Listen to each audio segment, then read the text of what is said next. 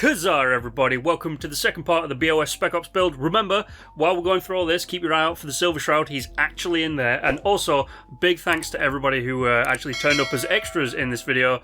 It was a lot of fun. I'll get to those in a bit. But, like I said, last time I built a small little Spec Ops recon outpost. And this time I was going to build an FOB, or a forward operating base. And I actually managed to come up with a pretty decent...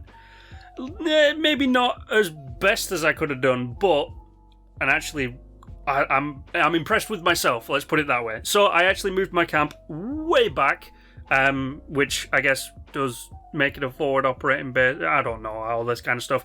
But I discovered something while I was actually designing this base, and that is that I found a way to build defensive structures that I've never seen built anywhere before. Now, I might have missed a video or a post where people actually show how to make this defensive walls that I've got on my camp right here, but I couldn't find it.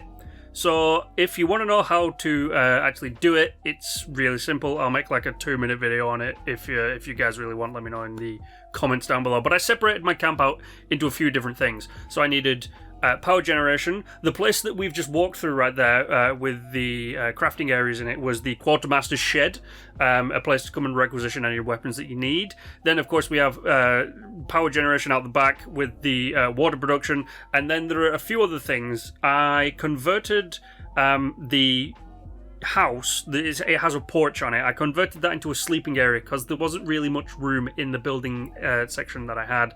And then, of course, I cordoned off a lot of it using this, the building technique right here with the defensive walls. I put in a small little campfire that they could all sit around on the right-hand side right there. I do plan on putting crops in this area just back there next to the walls. Obviously, Sir Crockington is overseeing everything. And inside the tent, I decided to turn it into like a small portable mess, and my idea for this came from World War II's quick build mess kits that the Americans had, which took like 30 minutes to set up, and they could feed like 500 people.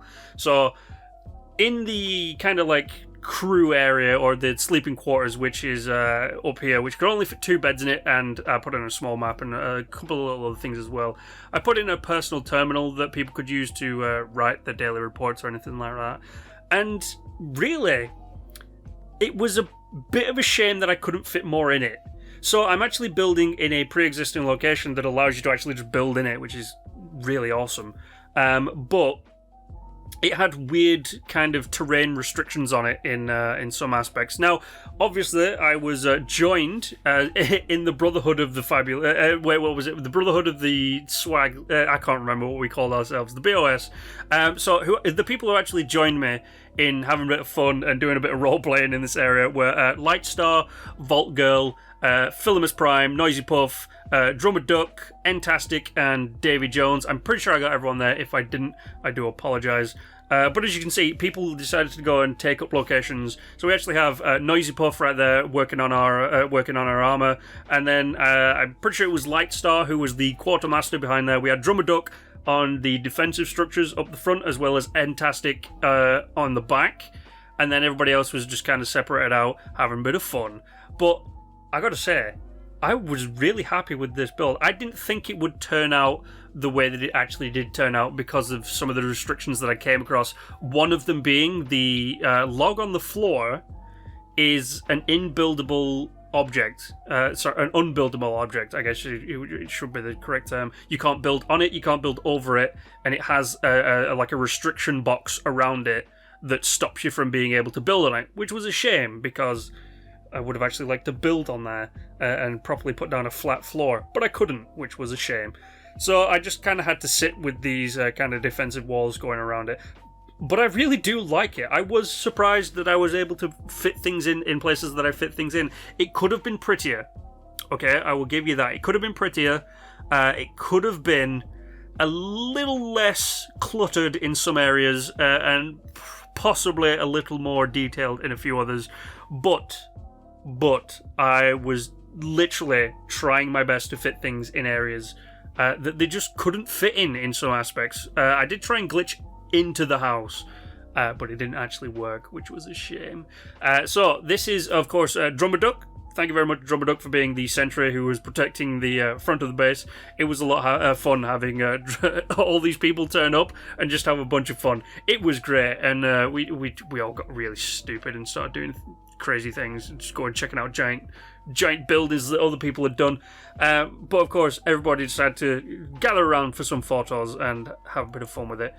Davy Jones is not in any of these, but he was actually there. He turned up a bit late.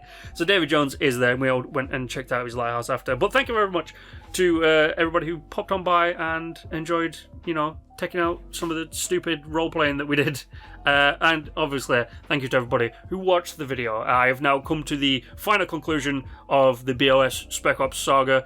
Next week is a Halloween theme build, which will be out on time for Halloween. So do stick around for that. And thank you very much to everybody watching. Thank you everybody who joined me in on the process.